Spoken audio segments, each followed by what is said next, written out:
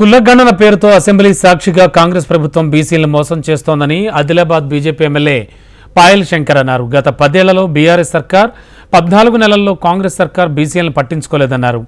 కులగణన రిజర్వేషన్ అంశం కేవలం స్థానిక సంస్థల ఎన్నికల లబ్ధి కోసం రేవంత్ రెడ్డి ప్రభుత్వం కుట్ర చేస్తోందన్నారు. రాబోయే స్థానిక ఎన్నికల్లో కాంగ్రెస్ సర్కార్కు బుద్ధి చెప్పడం ఖాయమంటోన్న ఆదిలాబాద్ బీజేపీ ఎమ్మెల్యే పాయల్ శంకర్తో మా నిజామాబాద్ ప్రతినిధి భూపతి ఫేస్ టు ఫేస్.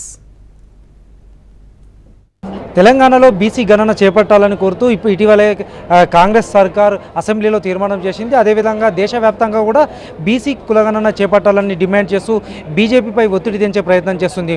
మనతోటి ఆదిలాబాద్ ఎమ్మెల్యే పాయల్ శంకర్ ఉన్నారు. సార్ చెప్పండి, ఇటీవల అసెంబ్లీలో తీర్మానం చేసింది, దీన్ని ఎట్లా చూస్తారు? కాంగ్రెస్ పార్టీ మరొక్కసారి ఈ రాష్ట్ర శాసనసభను వేదిక చేసుకొని తెలంగాణ బీసీలను మోసం చేసింది. చాలా గొప్పగా చెప్పిండ్రు కామారెడ్డి డిక్లరేషన్లో 42% స్థానిక సంస్థలలో బీసీలకు రిజర్వేషన్లు ఇచ్చే బాధ్యత మాది అన్నారు. మొన్న శాసనసభ సమావేశం ఏర్పాటు చేసి మేము సర్వే చేసిన మాట నిజమే, కానీ సుప్రీంకోర్టు ఇచ్చినటువంటి తీర్పు వల్ల అమలు చేయలేకపోతున్నామని చెప్పారు. మేము ఈ రాష్ట్ర ముఖ్యమంత్రి గారిని సూటిగా అడగదలుచుకున్నాం. ఈ విషయాలన్నీ కామారెడ్డి డిక్లరేషన్ ఇచ్చేటప్పుడు మీకు తెలియదా? ఆ రోజు రాష్ట్ర కాంగ్రెస్ పార్టీ అధ్యక్షునిగా, ఒక పార్లమెంటు సభ్యునిగా చట్టాల గురించి పూర్తిగా అవగాహన ఉన్నటువంటి మీరు 42% మరి ఏ రకంగా బీసీలకు రిజర్వేషన్ ఇస్తామన్నారో మీరు చెప్పాల్సిన అవసరం ఉన్నది. ఈరోజు రిజర్వేషన్లు ఒక పక్క అమలు చేస్తామని చెప్తూ మరోపక్క ఈ రాష్ట్రంలో బీసీల సంఖ్యనంతా కూడా తగ్గిస్తూ 2014లో సమగ్ర కుటుంబ సర్వేకు, ఈ రాష్ట్రంలో ఇప్పుడు 2024లో ఈ ప్రభుత్వం చేసినటువంటి సర్వేకు ఎక్కడా కూడా పొంతన లేకుండా పోయింది. ఈ 11 సంవత్సరాలలో ఇంకా బీసీల సంఖ్య పెరగాల, కానీ ఉన్నటువంటి బీసీలను తగ్గించి మిగతా లేని వర్గాల సంఖ్య పెంచి ఆ రకంగా బీసీలను మోసం చేసే విధంగా కాంగ్రెస్ పార్టీ ప్రయత్నం చేసింది. అందుకే ఈ రాష్ట్రంలో కాంగ్రెస్ పార్టీని బీసీలు క్షమించరు. ఏ రకంగానైతే టీఆర్ఎస్ పార్టీకి ఈ రాష్ట్రంలో గుణపాఠం జరిగిందో ఖచ్చితంగా రేపు రాబో రోజులలో స్థానిక సంస్థల ఎన్నికల్లో, అదేవిధంగా వచ్చేటటువంటి అసెంబ్లీ ఎన్నికల్లో కాంగ్రెస్ పార్టీని రాష్ట్రంలో బీసీలు భూస్థాపితం చేయడానికి సిద్ధంగా ఉన్నారు. కేవలం బడ్జెట్లో కేటాయింపులు చేయడమే, బీసీలను ఏ రంగంలో చూసినా కూడా కాంగ్రెస్ పార్టీ మోసం చేస్తూ వస్తున్నది.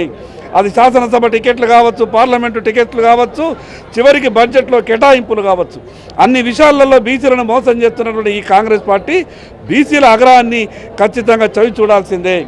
ఈ ప్రభుత్వాన్ని డిమాండ్ చేస్తున్నాం, చేసిన తప్పును ఒప్పుకోండి, తప్పు ఎక్కడ జరిగిందో సరిదిద్దుకోండి. ఈ రాష్ట్రంలో జనాభాలో 60% ఉన్నటువంటి బీసీలను తక్కువ చేసి చూపించే ప్రయత్నం చేస్తూ ఉన్నారు.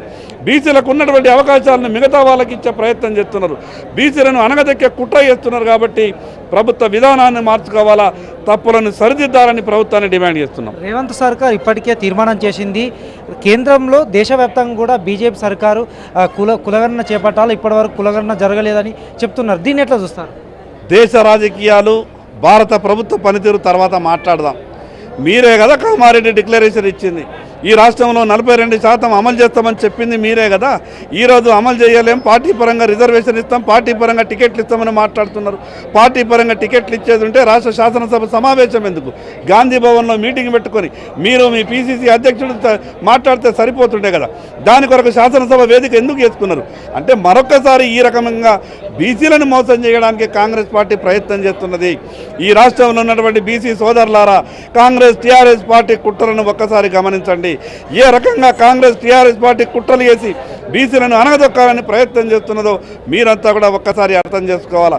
వచ్చేటటువంటి స్థానిక సంస్థల ఎన్నికల్లో కాంగ్రెస్ టీఆర్ఎస్ పార్టీలను భూస్థాపితం చేస్తేనే బీసీలకు భవిష్యత్తు ఉంటుంది. కాబట్టి ఆ రకంగా ఆలోచించాలని మా బీసీ సోదరులందరికీ విజ్ఞప్తి చేస్తున్నాం. స్థానిక ఎన్నికల్లో బీసీ రిజర్వేషన్ అమలు చేస్తారా? కొత్త రిజర్వేషన్ విధానం ఎంతవరకు ఉండబోతుంది?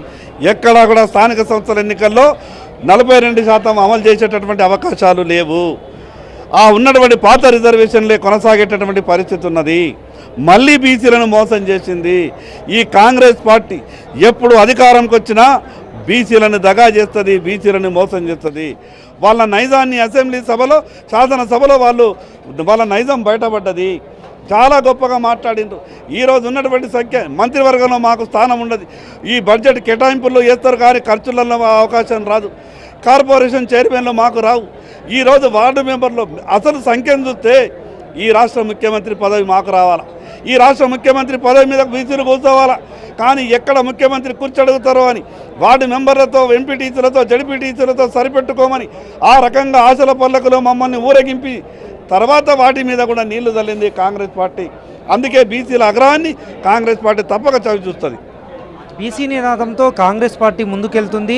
మరోసారి రాష్ట్ర ప్రజలను మోసం చేసేందుకు కుట్ర పంతుందని కూడా ఆరోపిస్తున్నారు. కాంగ్రెస్ అదేవిధంగా బీఆర్ఎస్ పార్టీలు బీసీల పేరుతో మరోసారి మోసం చేసేందుకు కుట్రలను ప్రజలు గమనిస్తున్నారు. స్థానిక సంస్థల ఎన్నికల్లో దెబ్బ కొడతారని కూడా ఎమ్మెల్యే పాయల్ శంకర్ ధీమా వ్యక్తం చేస్తున్న పరిస్థితి. కెమెరా పర్సన్ కళ్యాణ్తో భూపతి HM టీవీ నిజామాబాద్.